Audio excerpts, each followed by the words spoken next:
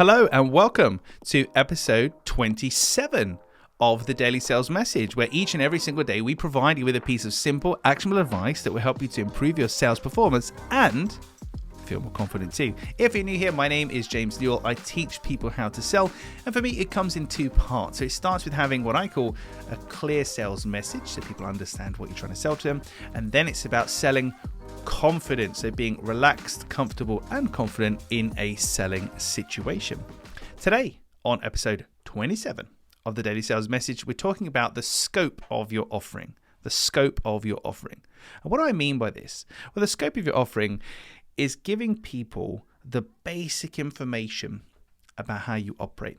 I do some lecturing for UCL, in particular, University College London, and one student a few months ago, probably about a year ago now actually, said to me, and they were right, but they did it kind of in a funny way. They said, you shouldn't be called clear sales message, you should probably be called obvious sales message, because a lot of the stuff you talk about is pointing out the obvious.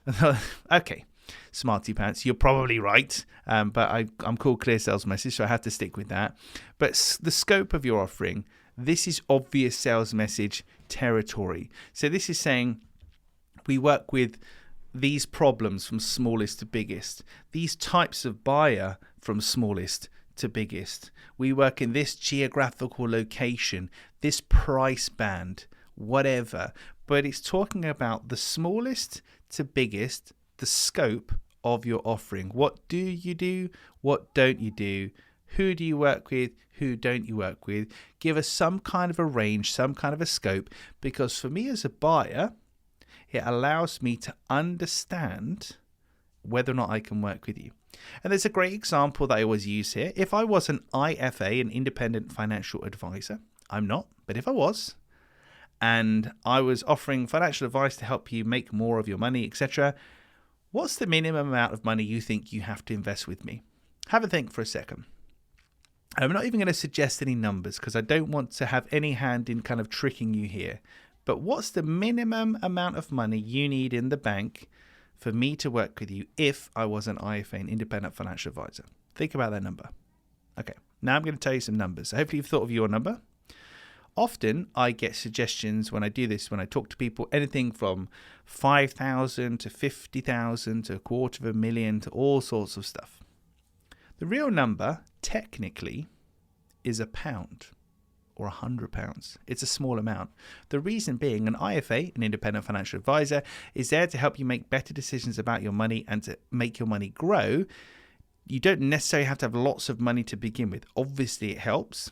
But for some of them, they might say, look, if you can invest £50 a month over the next blah years, we can help you do blah, blah, blah. So for that person, it's £50 a month is the minimum.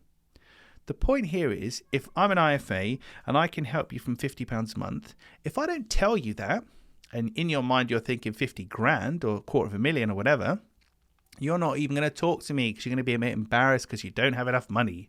And I'm going to be annoyed because nobody seems to be buying from me. So it's up to me as the IFA, if I was an IFA of course, to say, look, I can work with you from as little as £50 a month up to millions of pounds a day or whatever. But that's where we start, £50 a month. And for the want of me telling you the scope of my offering, the smallest and the biggest, I'm more likely to connect with you and engage with you as a potential buyer if you fit that criteria. Otherwise, you might just preclude yourself from dealing with me. It's interesting, isn't it? Such a basic thing, obvious sales message. Here's the smallest, here's the biggest. But if we don't do it, people generally make assumptions and guesses. And if they get it wrong, the only loser is you. Because if you're sat there thinking with £5,000, but thinking you need 50 to invest with me, and I can help you from at least £50 a month, and I lose you as a potential client, what a shame that is. And that's all because I just didn't tell you. So think about that today. Obvious sales message. What's the scope of your offering, smallest to biggest, in terms of who you work with, where you work, the money you charge, the problems you solve, etc. There's loads of different factors that you can consider. Start to put those into your messaging and your communications and watch how people then connect with you and ask more questions because they realize, oh my God, actually, you could help me. Well, that's it for this episode of the Daily Sales Message, episode number 27. Tomorrow in episode number 28, we are talking about time. time, and a particular part of time that relates to sales and selling, but I have to be deliberately vague here and wishy-washy to try and entice you to come back and listen to yet another episode of the Daily Sales Message. Thank you for listening. If you aren't already subscribed, please hit that button. Would appreciate that. And I'll see you tomorrow when we're talking about time.